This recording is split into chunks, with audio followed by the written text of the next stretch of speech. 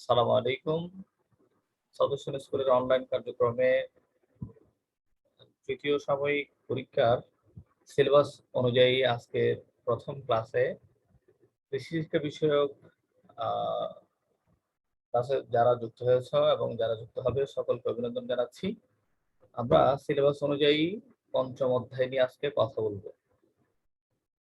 ঠিক আছে, দেখি আজকের লেকচারে কি আলোচনা আছে সেই অনুযায়ী আমরা কথা বলবো। আচ্ছা, শুরুতেই ওয়েলকাম স্লাইড।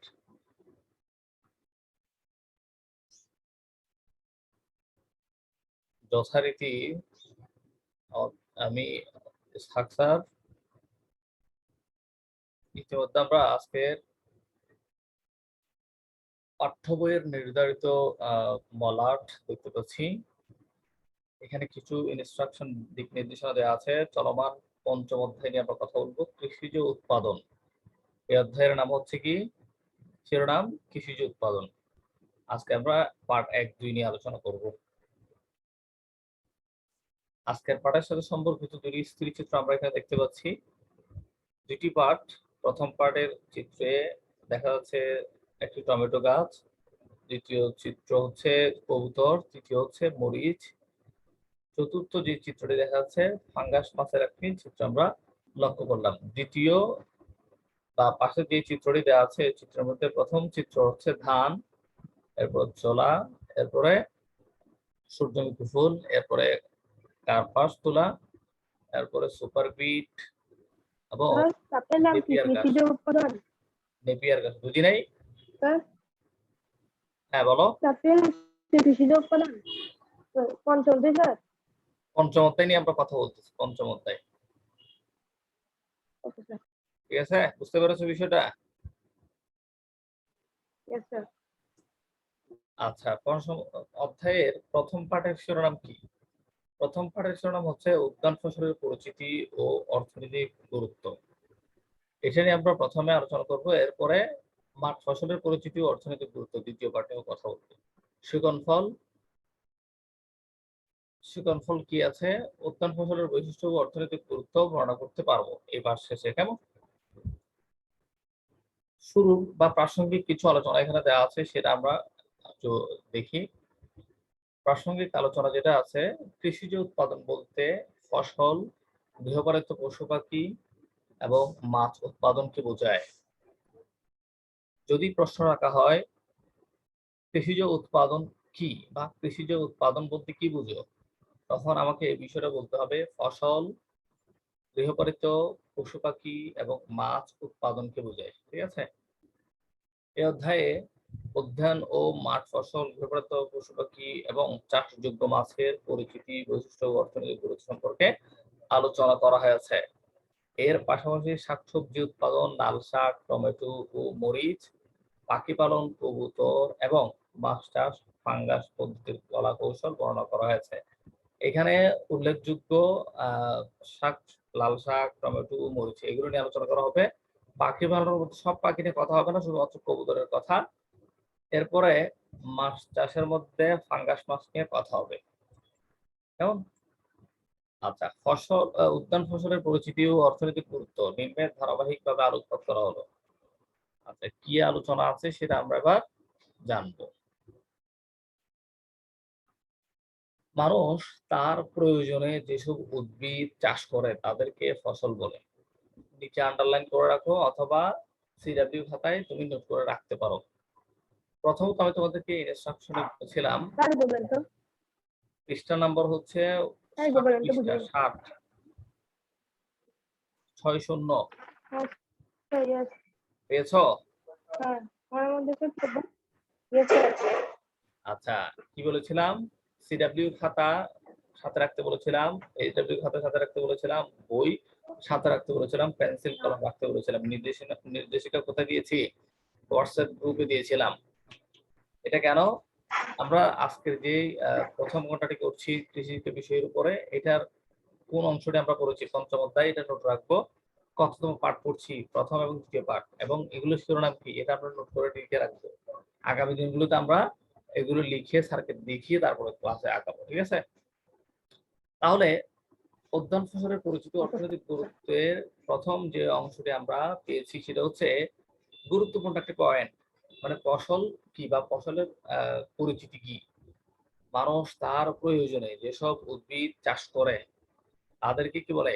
ফসল বলে। ফসলকে দুটি প্রধান ভাগে ভাগ করা হয়। তার ফসলের শ্রেণীবিন্যাস কয়টি? দুইটি, উদ্যান ফসল ও মাঠ ফসল। উদ্যান অর্থ বাগান, উদ্যান শব্দের অর্থ বাগান। আমরা বসত বাড়ির, হ্যাঁ গুড, আমরা বসত বাড়ির আশেপাশে উঁচু জমিতে ফল, ফুল, শাকসবজি ইত্যাদি ফসলের বাগান করি, করি কিনা? আমরা যে বাসায় থাকি বাসার মধ্যে অনেক সময় দেখা যায় বনসাই টাইপের কিছু ফুল গাছ, ফল গাছ, বিভিন্ন ধরনের গাছপালা আমরা রাখি টবে করে, হলেও আমরা ছাদ কৃষি বা ছাদ বাগান আমরা করে থাকি। বিভিন্ন ফলের, বিভিন্ন ফুলের কেমন শাকসবজি করে থাকি। বাগানে যেসব ফল ফলানো হয় তাদেরকে উদ্যান ফসল বলে। সোজা কথা, উদ্যান ফসল কি যদি বলা হয় তখন কি হবে? বাগানে যেসব ফসল ফলানো হয় তাদেরকে উদ্যান ফসল বলে। বর্তমানে বাণিজ্যিকভাবে মাঠেও উদ্যান ফসল চাষ করা হয়। বাণিজ্যিকভাবে মানে নিজেও খাবো এবং বাজারে বিক্রি করে টাকা ইনকাম করব। উদ্যান ফসলকে 4 ভাগে ভাগ করা হয়। প্রথমত ফসল 2 ভাগে বিভক্ত। একটা হচ্ছে উদ্যান ফসল, একটা হচ্ছে মাঠ ফসল। আবার বলা হচ্ছে উদ্যান ফসল আবার 4 ভাগে বিভক্ত। তুমি রেক্টেঙ্গুলার করে করে চাইলে কি করতে পারো? শিখতে পারো। ফসল 2 প্রকার, কি কি? মাঠ ফসল, উদ্যান ফসল। উদ্যান ফসল আবার 4 প্রকার, কি কি? আম, ফল, শাকসবজি, মশলা, ফুল। ফল, শাকসবজি, মশলা, ফুল। ফল কোনগুলো? আম, কাঁঠাল, লিচু, পেয়ারা। ফল, শাকসবজি, মশলা, ফুল। বুঝি নাই? উদ্যান ফসলের 4 ভাগে ভাগ করা হয়। এগুলো হলো ফল, আম, শাকসবজি, মশলা, ফুল। গুড। উদ্যান ফসলকে যে 4 ভাগে ভাগ করা হয়েছে সেগুলো কি? ফল, শাকসবজি, মশলা, ফুল। যদি বলা হয় উদ্যান ফসলের শ্রেণীবিন্যাস বা উদ্যান ফসল কয় শ্রেণীতে বিভক্ত, তখন তোমাকে এটা বলতে হবে 4 ভাগে বিভক্ত। কি কি? ফল, শাকসবজি, মশলা, ফুল। কেমন? ফলের মধ্যে কি কি আছে? আম, কাঁঠাল, লিচু, পেয়ারা, কুল, বেল ইত্যাদি যত ফল হতে পারে। কেমন? তারপর শাকসবজি, গোলালু, বেগুন, টমেটো, শিম, লাউ, পালং শাক ইত্যাদি। মশলা, মরিচ, পেঁয়াজ, আদা, হলুদ ইত্যাদি। কেমন? ফুল, ফুলের মধ্যে কি কি আছে? গাঁদা, গোলাপ, জবা, টগর, বেলি, কসমস, ডালিয়া ইত্যাদি। এগুলো হচ্ছে উদ্যান ফসলের শ্রেণীবিন্যাস এবং প্রকারভেদ, পাশাপাশি উদাহরণ দিয়ে আলোচনা করা হয়েছে। উদ্যান ফসলের কিছু বৈশিষ্ট্য রয়েছে। আমরা আবার উদ্যান ফসলের বৈশিষ্ট্যগুলো জানবো যা অন্য ফসল থেকে এদেরকে আলাদা করেছে। উদ্যান ফসল স্বল্প পরিসরে নিবিড়ভাবে চাষাবাদ করা যায়, মানে খুব সংক্ষিপ্ত জায়গায় তুমি উদ্যান ফসল করতে পারবে। উদ্যান শব্দের অর্থ কি? বাগান। অর্থাৎ এসব ফসল চাষে একক জায়গায় অধিক পুঁজি ও শ্রম দরকার হয়। মানুষের খাদ্য, ঔষধ ও সৌন্দর্য চেষ্টা মেটানোর জন্য চাষ করা হয়। খাদ্যের জন্য চাষ করা উদ্যান ফসলে ভিটামিন ও খনিজ পদার্থ বেশি থাকে। সচরাচর তাজা অবস্থায় খাওয়া হয় এবং বেশিরভাগ রসালো ও পচনশীল। এসব ফসলের বাহ্যিক চেহারা ও স্বাদ মানুষের কাছে খুবই গুরুত্বপূর্ণ। আরেকজন যুক্ত হচ্ছে মেজবাহ। মেজবাহ যুক্ত হচ্ছে কিন্তু এখনো পরিপূর্ণভাবে যুক্ত হতে পারেনি। আচ্ছা, উদ্যান ফসলের বৈশিষ্ট্যগুলো জানার পর উদ্যান ফসলের বৈশিষ্ট্যগুলো আমরা জেনেছি। কেমন? খুবই সংক্ষিপ্ত জায়গায় করা যায়, ঠিক আছে? উদ্যান ফসলের বৈশিষ্ট্য জানার পর আমরা নিশ্চয়ই উদ্যান ফসলের গুরুত্ব সম্পর্কে ধারণা করতে পারছি। কতটা গুরুত্ব রয়েছে? অল্প জমিতে বেশি লাভ উদ্যান ফসলের প্রধান অর্থনৈতিক বৈশিষ্ট্য। যদি তোমাকে প্রশ্ন করা হয় উদ্যান ফসলের প্রধান অর্থনৈতিক বৈশিষ্ট্য কি? অল্প জমিতে বেশি লাভ। অল্প জমিতে বেশি লাভ। নিচের বিষয়গুলো থেকে উদ্যান ফসলের গুরুত্ব খুব সহজে বোঝা যায়। এই মেজবা, তোমার ভয়েসটা মিউট করো। আচ্ছা, বলা হচ্ছে নিচের বিষয়গুলো থেকে উদ্যান ফসলের গুরুত্ব খুব সহজে বোঝা যায়। কি কি?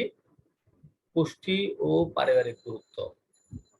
বিশ্ব স্বাস্থ্য সংস্থার মতে একজন ব্যক্তিকে দৈনিক 450 গ্রাম শাকসবজি ও ফল খাওয়া উচিত। দৈনিক মানে একদিনে। কেমন?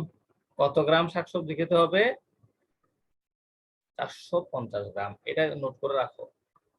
বসত বাড়ির চারপাশে উদ্যান ফসল চাষ করা পরিবারের খাদ্য ও পুষ্টির চাহিদা মেটানো যায়। বাড়তি ফসল বিক্রি করে পরিবারের আয়ও বাড়ানো যায়। অপরদিকে আম, জাম, কাঁঠাল ইত্যাদি ফলের গাছ থেকে দামি কাঠ পাওয়া যায়। স্যার বলো স্যার, ইশরাক, কিছু বলবে? আমাদের বাড়িতেও আছে স্যার, বুঝি নাই। বাড়িতে আছে স্যার, ওখানে ঝিঙ্গা, ওখানে স্যার অনেক আছে, অনেক কিছু আছে। ক্লিয়ার না, তোমার ভয়েসটা ক্লিয়ার না। একটু স্পষ্ট করে মাউথ স্পিকার কাছাকাছি নিয়ে কথাগুলো বলো। আচ্ছা, তুমি প্রশ্ন করতে পারবে। এখানে আলোচনায় প্রশ্ন থাকলে আমরা প্রশ্নোত্তর যে অংশটুকু আছে, বাড়িটাই স্যার হুম, প্রশ্নোত্তর যে অংশে আছে আমরা ওই অংশে প্রশ্নটা নোট করে রাখি, অংশে আলোচনা করবো। কেমন? এসব কাঠ ঘরবাড়ি ও আসবাবপত্র তৈরিতে ব্যবহার করা হয়। কাঠ বিক্রি করে অনেক অর্থ পাওয়া যায়। তাছাড়া বিভিন্ন ফলদ ও সৌন্দর্য বর্ধনকারী বৃক্ষের ডালপালা ছাঁটাই করে প্রচুর জ্বালানি পাওয়া যায়। পরিবারের রান্না বান্নার কাজে এসব জ্বালানি ব্যবহার করা হয়, ফলে জ্বালানির খাতে অর্থ সাশ্রয় হয়। এগুলো হচ্ছে কি, তুমি বাড়ির আঙিনায় কেমন একটা কাঁঠাল গাছ, একটা আম গাছ, একটা লিচু গাছ, একটা কামরাঙা গাছ, কেমন এগুলো রোপণ করলে এগুলো একসময় বড় হবে, বড় হয়ে কি হবে, তোমাকে ফল দেবে। পাশাপাশি একসময় এগুলো কাটার পরে এগুলো কি হবে, ঘর বাড়ি তৈরির ক্ষেত্রে ব্যবহার করা যাবে। কেমন? অথবা নির্দিষ্ট চাহিদা মিটিয়ে এগুলো বিক্রি করে অর্থ পাওয়া যাবে। এবং ঢালপালা ছেটে এগুলো আবার জ্বালানি হিসেবে ব্যবহার করে তোমার জ্বালানির যে অর্থ খরচ সেটা কমানো যাবে। ঠিক আছে? তারপরে অর্থনৈতিক গুরুত্ব কি এবার আমরা জানবো। দেশে বিদেশে উদ্যান ফসলের ব্যাপক চাহিদা রয়েছে।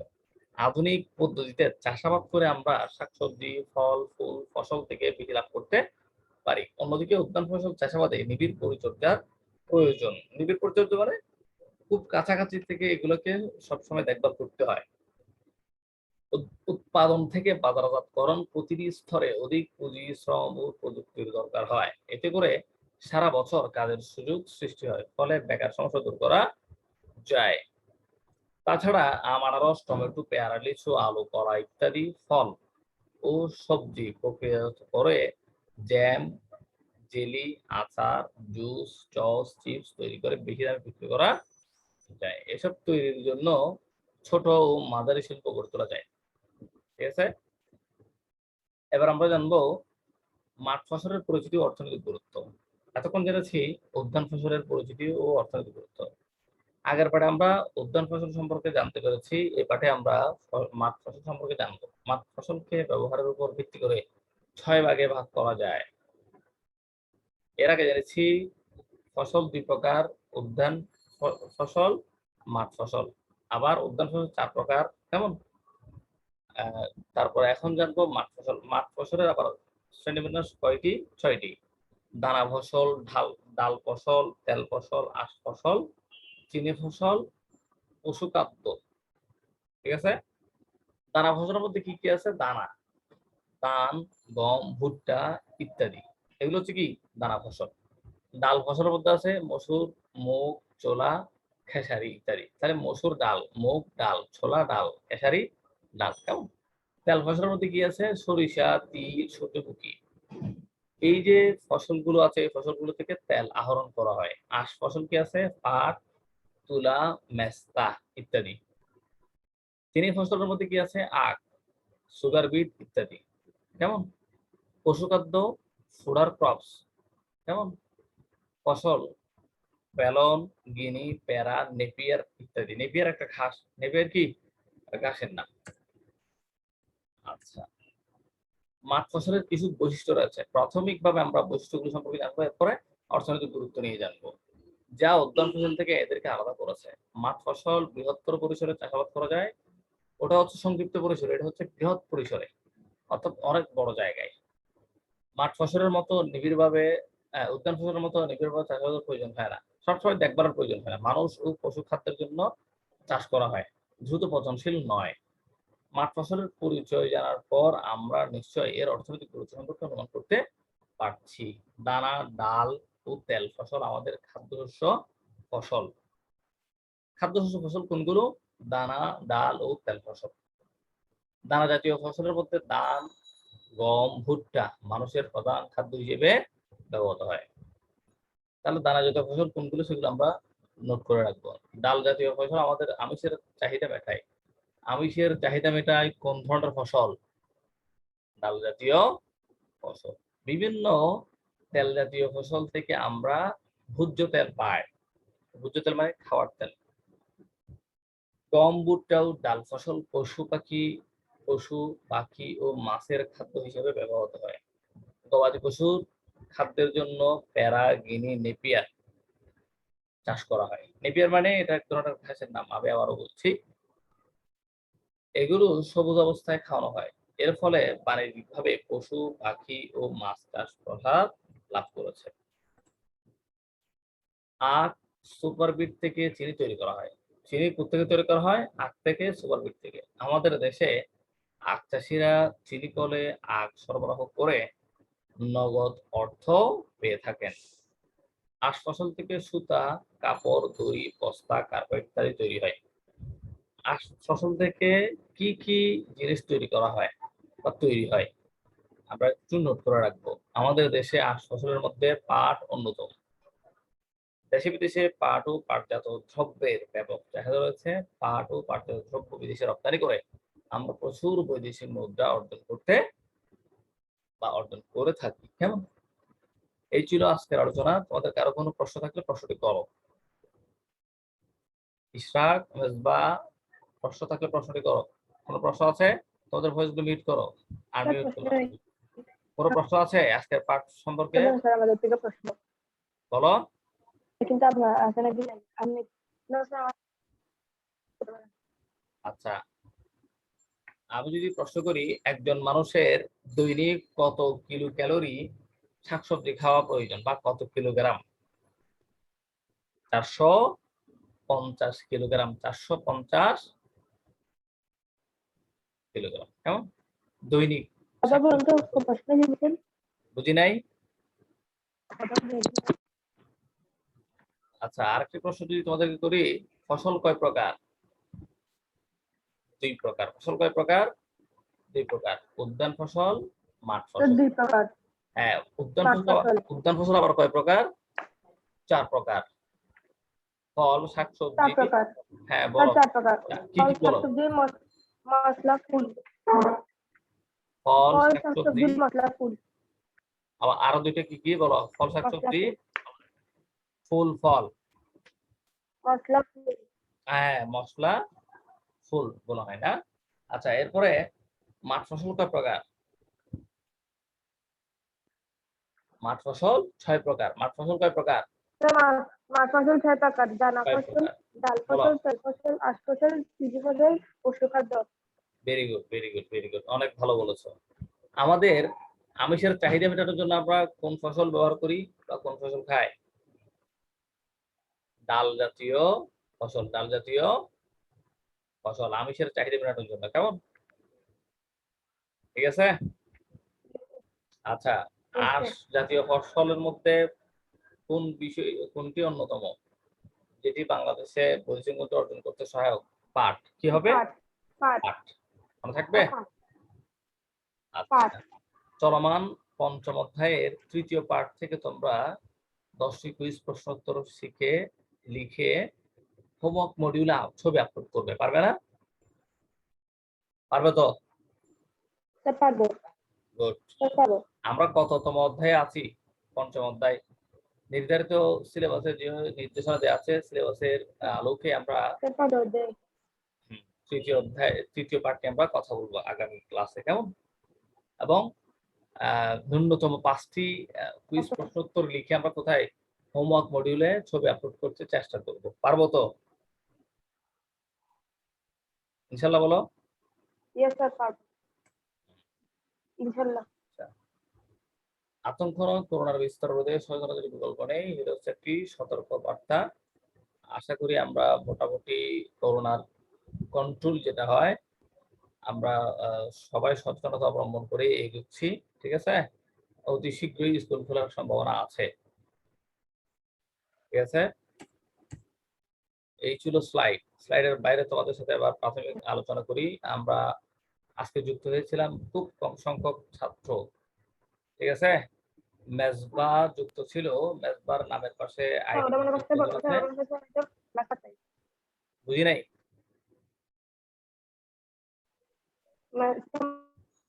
চলে গেছে মনে হয় ওটা মনে করতে প্লাস 7 তারিখ আচ্ছা যাই হোক, এখন যেটা তোমাকে সাজেস্ট করবো সেটা হচ্ছে তুমি তোমার নামের পাশে এডিট করবে, রিনেম করবে, উইথিন ফার্স্ট ব্র্যাকেট তোমার ক্লাসের আইডিটা লিখে দিবে। আইডি বড় হাতের লিখে কোলন দিবে, কোলন দিয়ে তোমার আইডি কত সেটা তোমার নামের পাশে আগামী দিন লিখে ইয়া করবে, কেমন? যাতে করে তুমি তোমার নামের পাশে এই যে আইডি দেখাচ্ছে ওখানে, আর তোমার যে পিকচারটা যুক্ত করেছো, অ্যাপলের একটা পিকচার দিয়েছো, এটা বাদে তুমি তোমার একটা পাসপোর্ট সাইজের ছবি এখানে অ্যাটাচ করে দেবে, তাহলে জিনিসটা সুন্দর হবে। মনে থাকবে? ঠিক আছে, ওখানে 405 কিছু দিয়েছেন স্যার, 405 কিছু দিয়েছেন। বুঝি নাই কথা।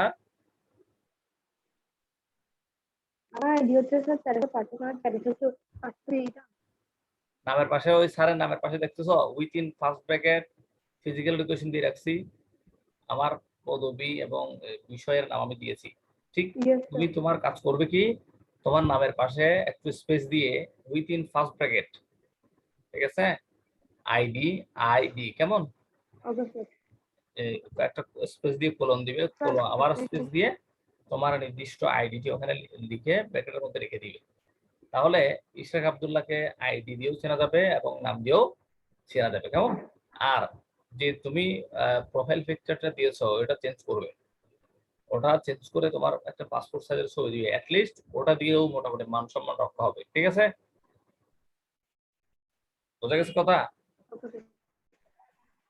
আর দীর্ঘায়িত করছি না, ক্লাসে যুক্ত হয়েছে এই জন্য অন্তরস্থল থেকে ধন্যবাদ জানাচ্ছি। আগামী দিনে সকলের সাথে পরামর্শ করবে তোমরা ক্লাসে যুক্ত হওয়ার জন্য, কেমন? বন্ধু বান্ধবকে অবশ্যই জানাবে ক্লাস চলছে, আমরা থার্ড টার্মে আছি। হ্যাঁ, আমার পাশে তো আমি মনে মেসেজ দিয়েছি ক্লাসে জয়েন করতে, কিন্তু ওরা কি জয়েন করে। আচ্ছা যাই হোক, আশা করি আগামী দিনগুলোতে সকলে আরো উপস্থিতি বাড়বে, সকলেই উপস্থিত থাকবে এমনটাই প্রত্যাশা করছি। ক্লাসের সময় একদম শেষ এখন মুহূর্তে কিছু আছি। যে এখন কিছু এরকম করে দিব। হুম, আমি ইনস্টার দিয়েছি স্যার, আমার নাম কি নামের পাশে তুমি এডিট করে কি লিখবা বলছিলাম, আইডিটা লিখে দিবে ব্যাস। আর কভার ফটোটা যে প্রোফাইল পিকচারটি দিয়েছো ওটা চেঞ্জ করে তোমার ফটো দিবা। ঠিক আছে, খুব সাম্প্রতিক তোলা এমন একটি ছবি ওখানে যুক্ত করবে ব্যাস। আর ক্লাসের সময় একদম শেষ মিনিটে আছে আমরা। সকলের জন্য শুভ কামনা থাকবে, আগামী দিনে আরো উপস্থিতি বাড়বে এমনটা প্রত্যাশা করছি। আগামী দিনে ক্লাসে উপস্থিত থাকার আহ্বান রেখে আজকের মতো ক্লাস এখানে শেষ করবো। সকলের সুযোগ কামনা করছি। আসসালামু আলাইকুম। আসসালামু আলাইকুম। ওয়ালাইকুম আসসালাম।